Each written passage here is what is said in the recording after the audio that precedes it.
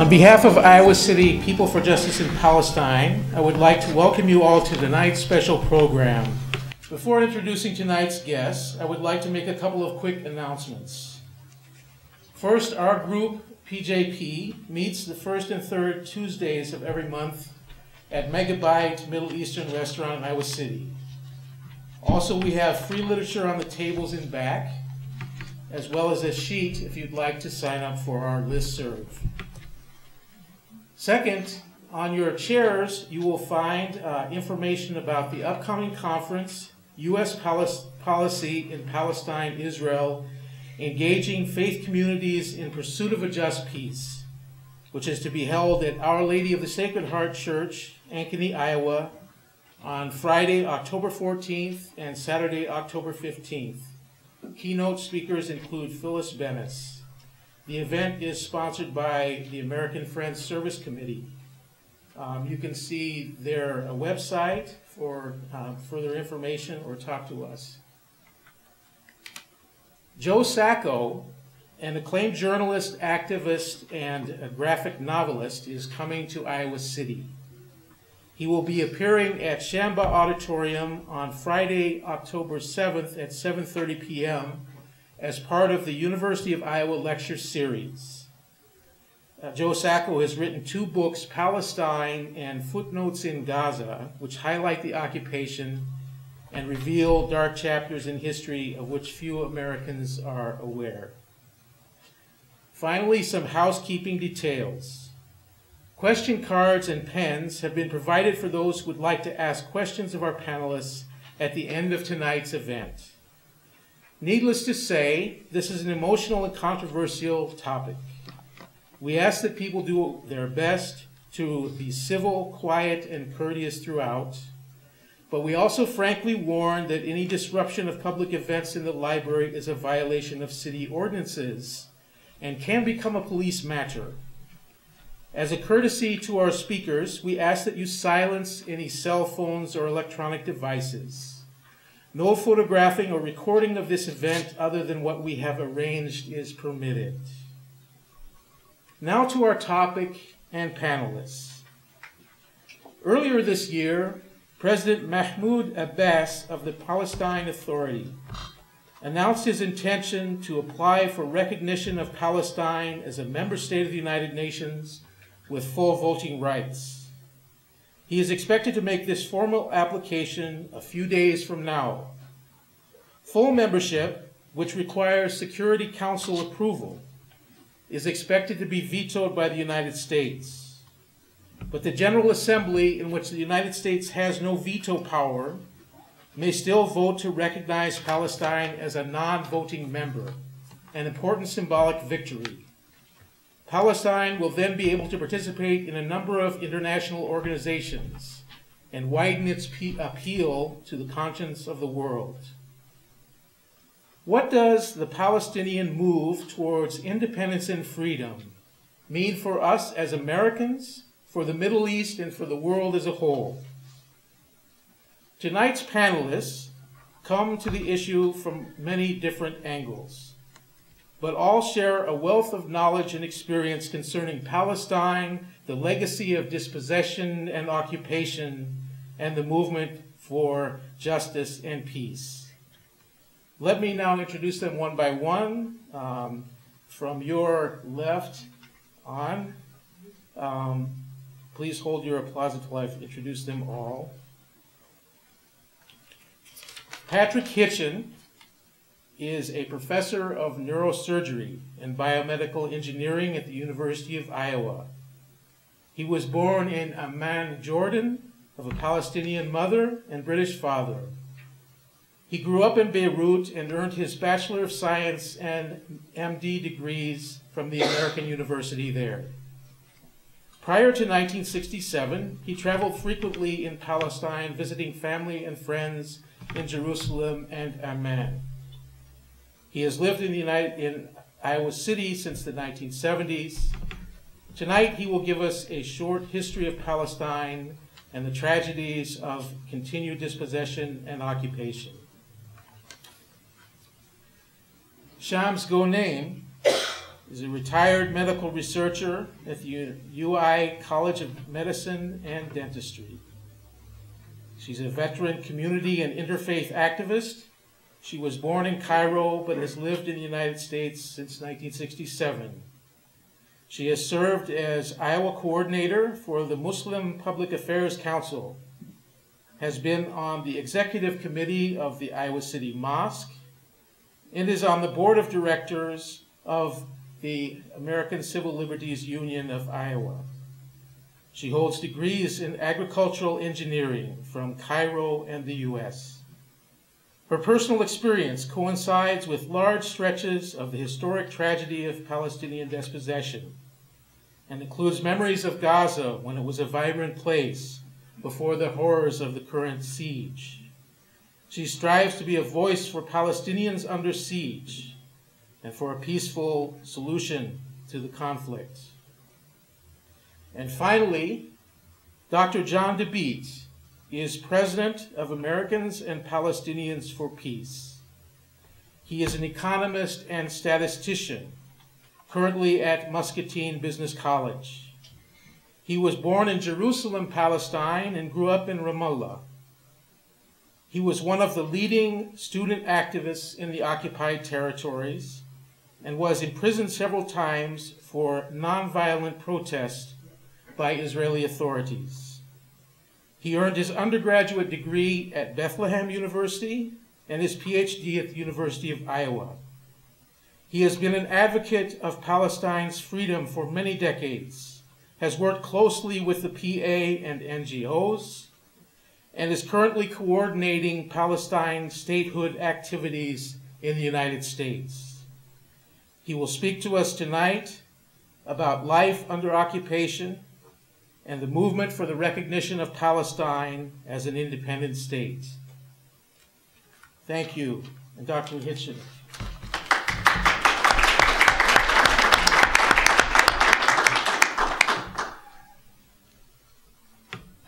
I want to thank you all for coming. I want to thank in particular Julia and Jason for putting this together. I think had it not been for their efforts, we really wouldn't have been here today. And sometimes I think it's very encouraging to see people in the Iowa City community fired up about this issue. And I wish more of the people from overseas, from the Middle East, actually would participate more actively and as actively as Pat, Julia, and Jason have in years past. For me to tell you that this is really an unbiased presentation would be a lie. I think I have grown up there and I have seen some of the hardships that people have lived with, and I think it's obvious that human nature would see it from their own perspective. So I think we'll try to make it as unbiased as possible. These are some of the references that I would urge you to look at in the years that come. I think I have found some of these to be excellent reference books. In particular, I think The Records of Dispossession is an excellent textbook that shows the value and the properties and the difficulties with which the Palestinians have suffered after dispossession, the laws in Israel that have been enacted subsequent to 1948 to prevent these people from ever going back home and reclaiming that property. They have enacted laws, actually, the laws of absentee property owners to prevent such people from gaining their property back. Ethnic Cleansing of Palestine is an excellent textbook, also written by a professor of history who now lives in the US, in the UK. You're all familiar with this book that was recently published. Again, it was written by Merzheimer and Wall. Merzheimer came here actually and gave a presentation about this book, showing the influence and the effect of the APAC on our policymakers in the US. A very excellent text addressing this issue.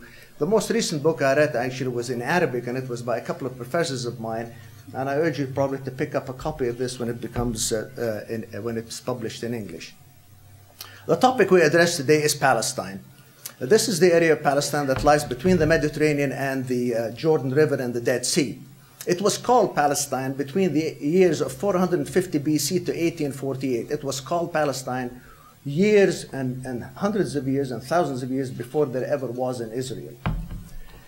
People always question that, and they say, who are the Palestinians? Well, the Palestinians are the people who lived in this land of Palestine, and it's documented in history books that it was named Palestine up to over 2,000 years ago. This is a timeline that I think is very interesting, because it shows the groups of people that occupied this territory between the Mediterranean and the Jordan River. And as you can see, we have here the British Mandate, we have Jordan, then we have the Ottoman Empire for a period of 400 years.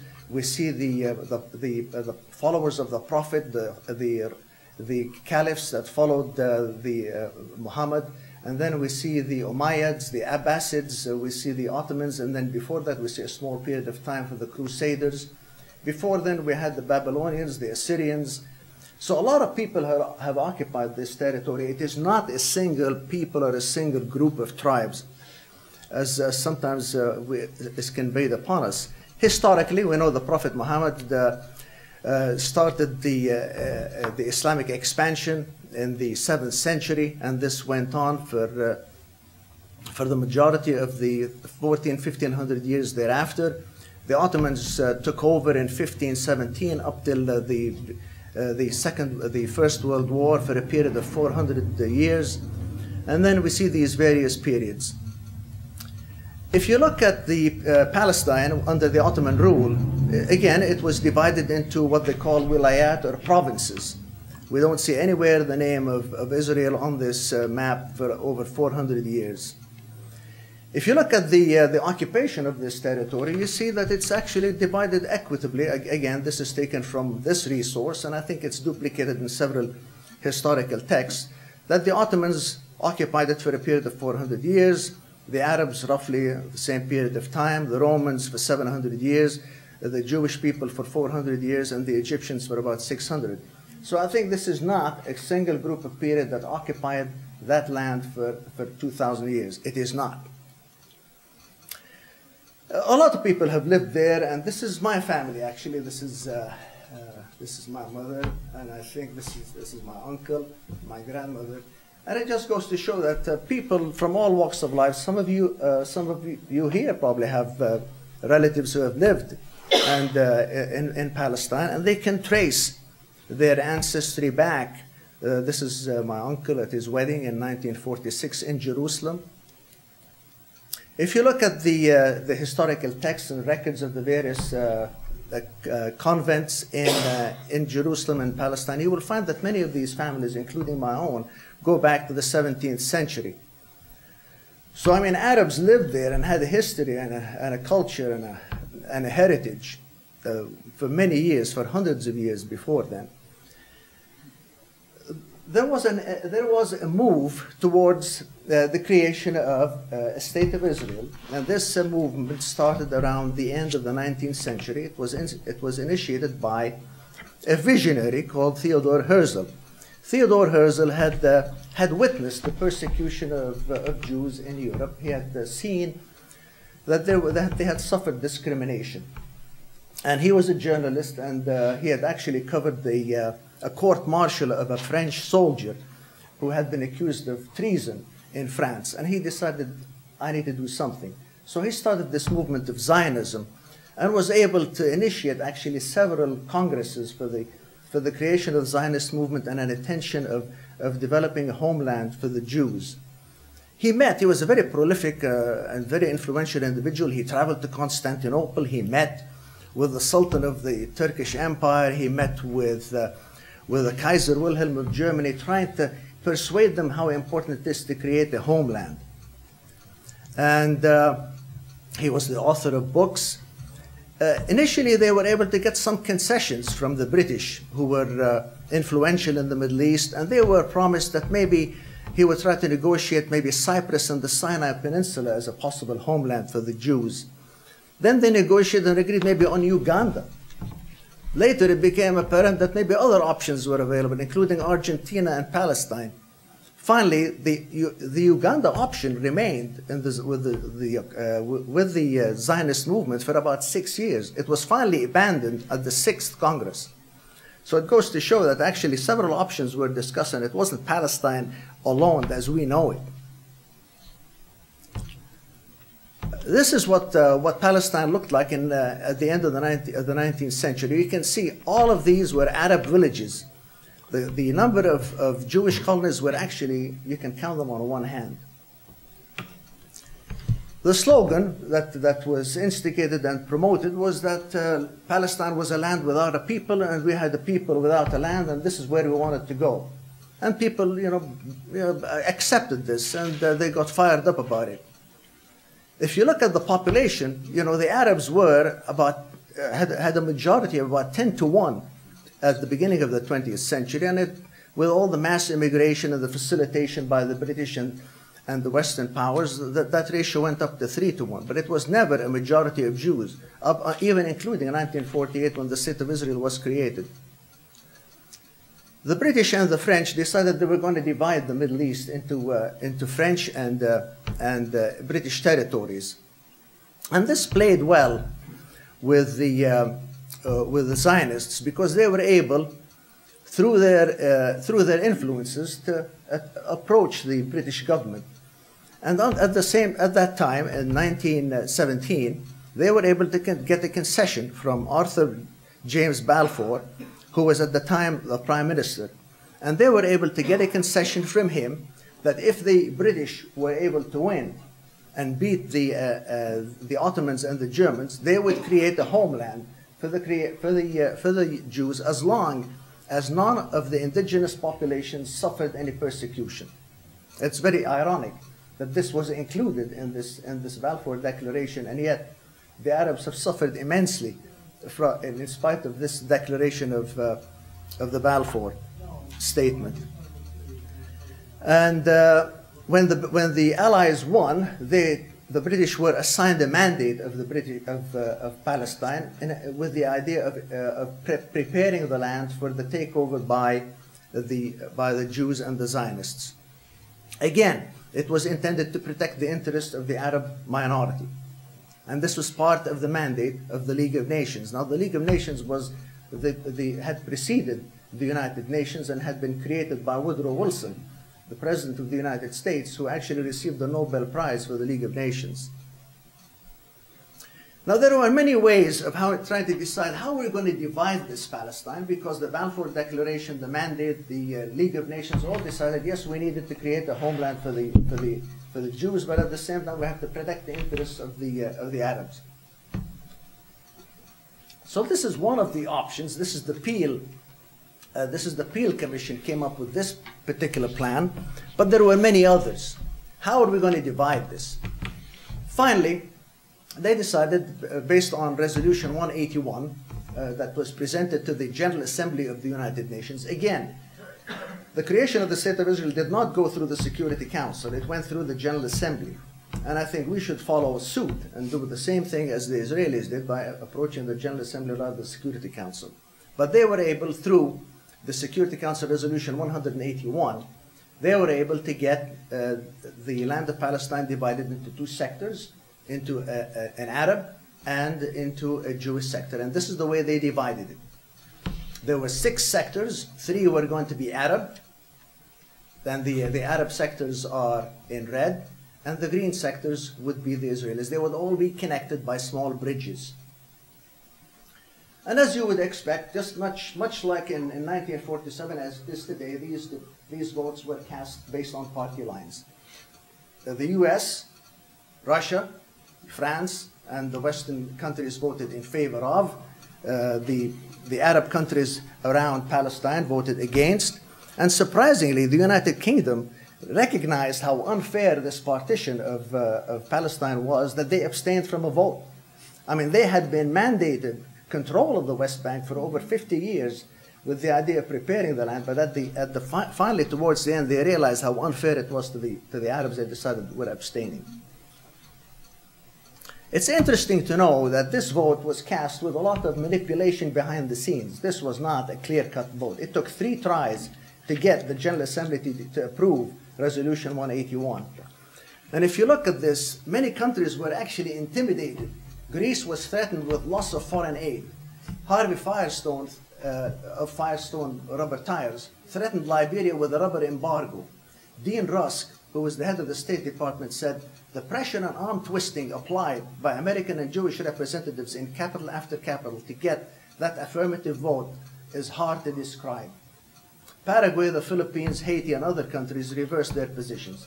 So when these resolutions get approved through the United Nations, don't think they're honest votes.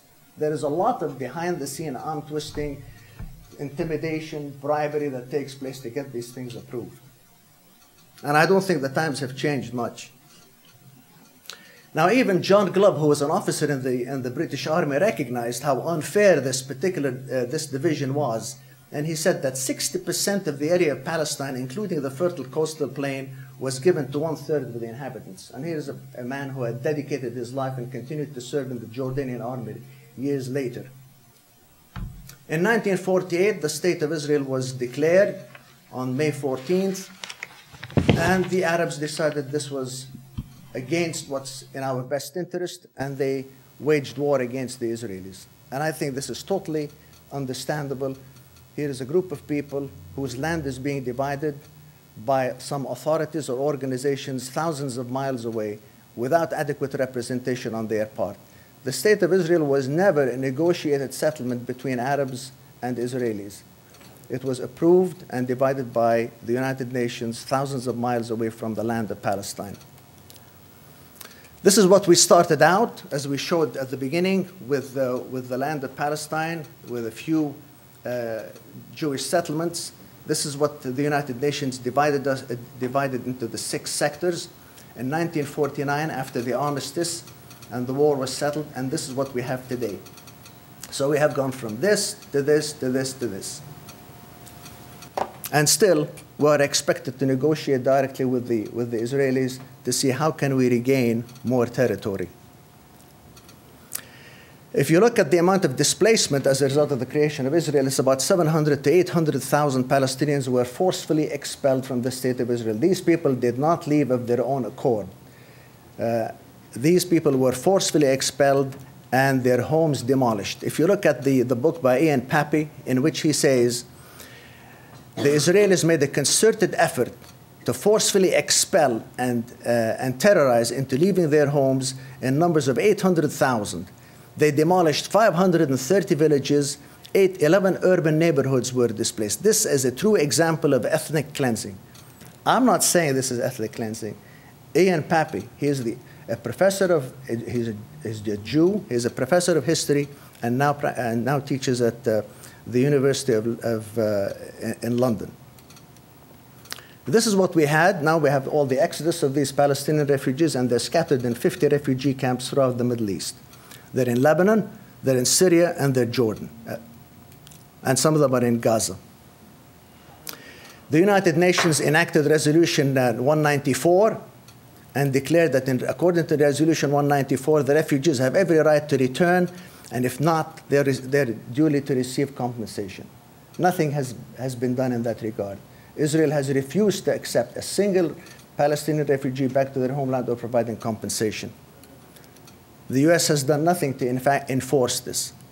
Similar resolutions 242 and 338 after the 1967 war again stated unequivocally that it is inadmissible to acquire more territory by military means. Israel should withdraw from acquired territories, and we should acknowledge the sovereignty and territorial integrity of the people of the indigenous population. Nothing like this has happened yet. This is what we have today. The PLO was granted observer status in the United Nations in 1974. This is my uncle with Yasser Arafat. So, since 1948, since the creation of the State of Israel, we have gained not a single inch of Palestine. In fact, we have continued to lose more territory through annexation, settlements, the wall, and likewise. Israel has done nothing in an attempt to provide compensation or repatriation